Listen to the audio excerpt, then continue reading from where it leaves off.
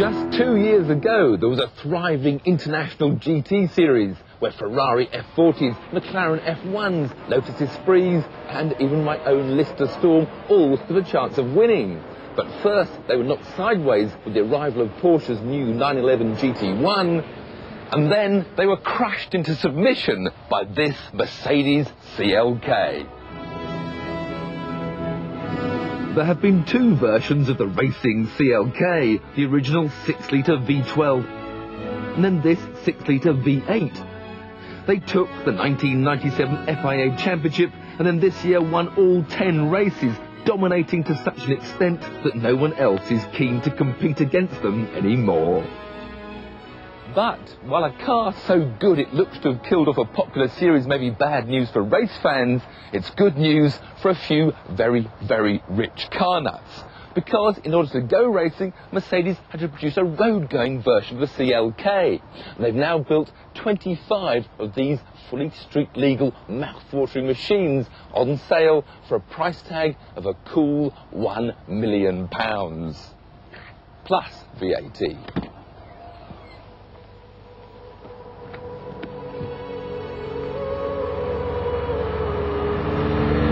So if you buy this Mercedes in Britain, it's going to cost you £1,175,000, which, let's be honest, is getting a tad ridiculous. But then you do get a superb pedigree limited edition machine with a 6.9-litre V12 right behind you, producing 612 horsepower. And that'll launch you from 0 to 60 in under 4 seconds, from 0 to 125 in under 10 seconds, with a top speed of 200 miles an hour. So you do get an awful lot for your money. But perhaps the best thing about this CLK is that it's got a genuine racing paddle gear change with a full racing transmission. In fact, if you can match your revs as well as Michael Schumacher, you can change up and down without even using the clutch. But Mercedes don't recommend it unless you want a gearbox rebuild every 500 miles. And here's it's just up on the right, and then down on the left. Simple as that.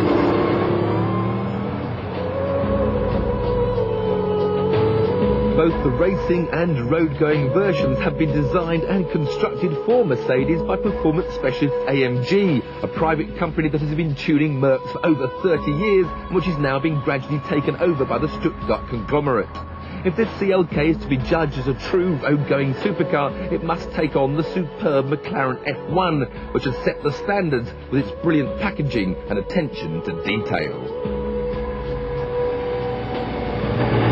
So how does the Mercedes compare when you head towards town to do the shopping?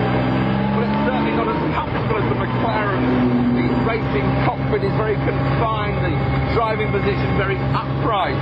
There is plenty of nice leather, there's air conditioning, but it's all a little bit claustrophobic. And that beautiful mechanical noise of the V12 is sadly drowned out by the whine from the racing transmission.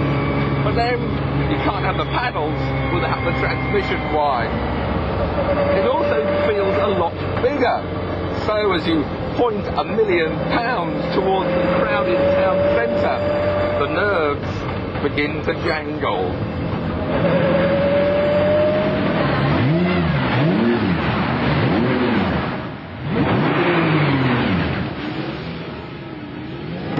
The practicality problems begin as soon as you start to get out.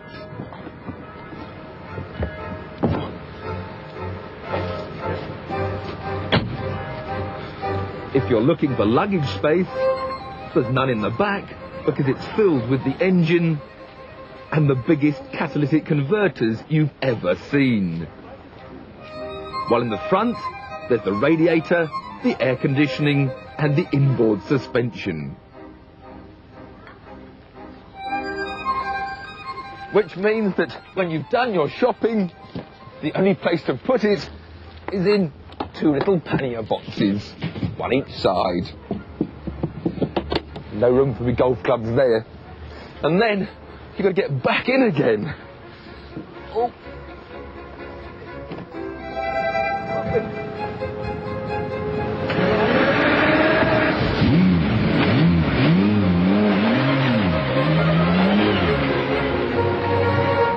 So, as a practical road car, this CLK fails the test. But if you can afford £1 million car, you'll be able to afford to rent yourself a racetrack. And then the fun really begins. This CLK has been bred for one thing only, and that's to win motor racing.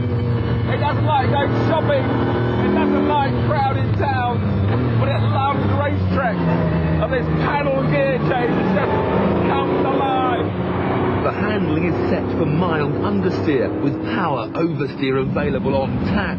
There's traction control to help you out if you wish, and the steering provides all the feedback you could ever want.